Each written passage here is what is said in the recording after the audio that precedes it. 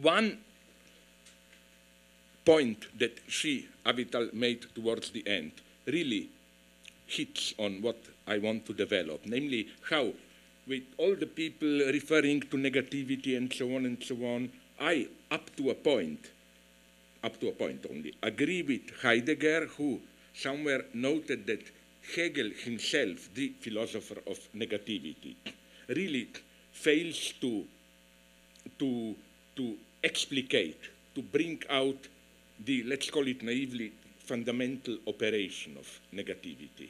And I claim this will be the thesis, that in a way, without being aware of it, when Freud talks about death drive, that is to say, this post-Hegelian topic of blind repetition, that it is only in this line of post-Hegelian thought that, as it were, retroactively we can get the zero-level operation of Hegel.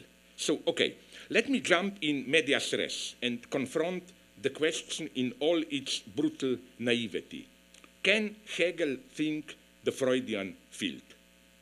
Here is my first improvised list of what, so it seems, Hegel cannot think. A series of concepts mostly elaborated by psychoanalysis and Marxism. Repetition, unconscious, overdetermination, modern mathematical science, then the dimension of language, which Lacan calls la langue, language in its ridiculous aspect of playing with words, ambiguities, and so on. Then the notion of antagonism, class struggle, sexual difference. Now, upon a closer look, however, it becomes clear that one should be very precise about what Hegel cannot think or do. It is never a question of simple inability. There is, in all these cases, a tiny imperceptible line of separation which compels us to supplement the assertion of impossibility or inability with a qualifying yes, but. Hegel cannot do it, yes, but he almost comes there to be able to do it. First, repetition. Of course, I'm aware that Hegel does think repetition, but, and here, let me call in this brutal throwing together of two totally disparate thinkers in the field of Kierkegaard and Freud, as opposite as they are, they both, of course, at a totally different level, propose a notion of repetition, which is a non-productive repetition, a pure repetition, which just strives for more of the same. Hegel's notion of repetition, on the other hand, always involves an Aufhebung. I don't know, sublation is the usual term.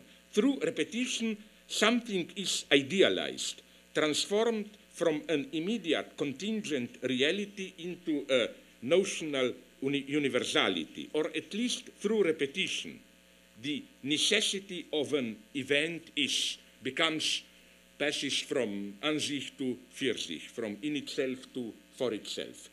Hegel's two great examples. Caesar.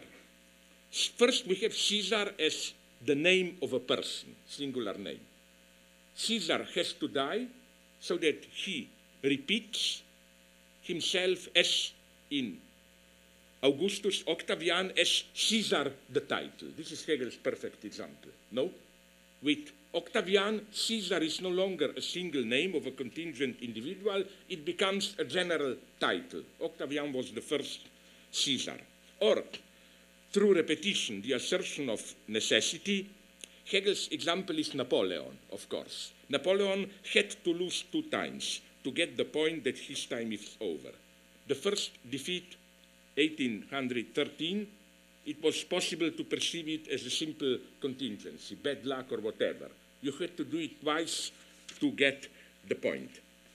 The fact that Hegel misses this excess of purely mechanic repetition in no way implies that he is too much focused on the new. Now, a truly intelligent critique of Hegel, and we find it sometimes in Deleuze, sometimes, not even when he talks directly about Hegel, would claim that it is precisely because Hegel cannot think the pure repetition, repetition without the movement of Aufhebung or Idealisierung, that Hegel cannot think the radically new. One would have said that it's exactly the opposite, that repetition is simply the repetition of the same, nothing new. But the idea is that in this Hegelian repetition, which is repetition sustained by Aufhebung, Idealisierung, precisely the new is not radically new, but it's just the explication of what was already there. And here, Deleuze, although I think he is here much more Hegelian than he himself thinks, Deleuze makes here a wonderful remark that something really new can emerge only through repetition. No, he means something very precise, that when we really have a radical change, let's say we talk about something, let's say, I don't know, a state, then not yet radically new is if you try to undermine the state in different ways and so on and so on. But something radically new would have emerged when you don't even have to change the terms. Positively, you say state, state. But, you know, the whole horizon changes so radically that state is no longer the same state. The point being that to feel the truly radical emergence of the new, which means the change of the entire field, you must pass through this test of repetition. It's not that true change is not to say something different. True change is to say the same, but which all of a sudden function or whatever has a meaning at a totally different level.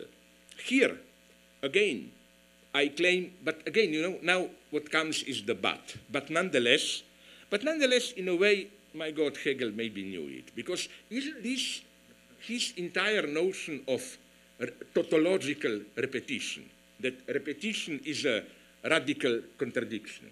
He doesn't mean it in any stupid, abstract, logical way, but in a very concrete way. Here we have Hegel at his Wittgensteinian best. By Wittgensteinian, I mean that he just draws attention to how tautology functions in our everyday use of language. For example, when you say Hegel's example, a rose is a rose. Why is this a contradiction? Because after you begin, a rose is, the formal structure is that of a subject and a predicate. A rose is. And you expect something. And it's a total surprise that because of determinate something, a rose is blue, a plant, green, whatever you want, you get just the same. And then, if we develop this further, you can see how, for example, in our everyday language, when do we use, for example, if you say, but man is a man, don't you use this tautology precisely when you want to signal that someone is not at the level of the concept of a man? Like something is expected of me, I fail miserably, and then Avital, das Beach, will maybe come and say, SLAVOJ ZIZEK, what can we do? You know, you see the point, no? That pure repetition means exactly this. That, how should I put it? Pure repetition of the same tautological is a way, as Hegel would have put it, to signal that a thing doesn't fit its own concept.